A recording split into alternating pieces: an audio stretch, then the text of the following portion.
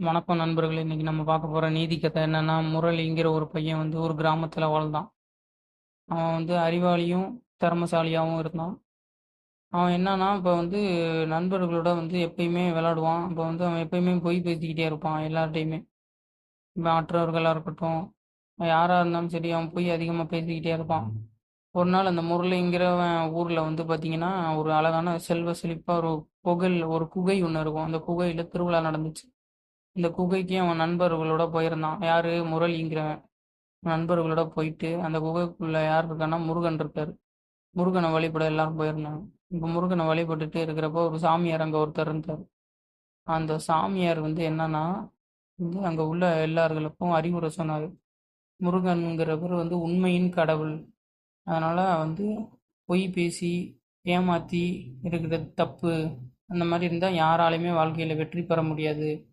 அப்படின்னு அறிவுரை எல்லாருக்கும் சொன்னாரு. இத பொருட்படுத்தாத முரளி வந்து இத கண்டுக்காம போயிட்டான். போயிட்டு இதே மாரி எல்லாரையும் ஏமாத்துறது, பொய் சொல்றதுன்னு வேலையா வச்சிருந்தான் முரளி. ஒரு நாள் அம்மா அப்பாட்டையும், அப்புறம் ஆசிரியர்கிட்டயும் மாட்டிக்கிட்டான். அதனால கடுமையா திட்டுவாங்கனான் எல்லார்ட்டயும். இதுக்கப்புறம் என்னாச்சுன்னா, அப்புறம் நான் அவன் மேல வச்சிருக்க நம்பிக்கையெல்லாம் கொஞ்சம் கொஞ்சமா போயிருச்சு.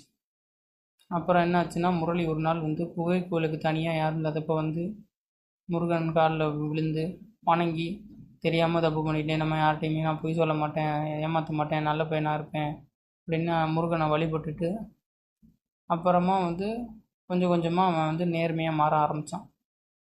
அப்புறம் கொஞ்சம் கொஞ்சமாக எல்லாருக்கும் நண்பர்கள்லேருந்து, ஆசிரியர்கள்லேருந்து, பெற்றோர்கள்லேருந்து எல்லாருக்கும் அவன் மேலே ஒரு நம்பிக்கை வந்துச்சு. அப்புறம் அவன் படிப்புலேயும் திறமைசாலியாகவும் வந்தான். இந்த கதை மூலமாக நமக்கு நீதி என்னன்னு தெரியுதுன்னா, உண்மை பேசும் பழக்கம் நம்மை உயர்த்தும்.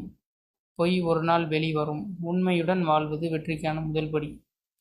இந்த கதை உங்களுக்கு பிடிச்சிருந்தா லைக் பண்ணுங்கள், ஷேர் பண்ணுங்கள், சப்ஸ்கிரைப் பண்ணுங்கள். நிறைய நிறைய கதை போட்டுக்கிட்டே இருக்கேன். ஒரு லைக் கூட விழுவ மாட்டுது. ஷேர்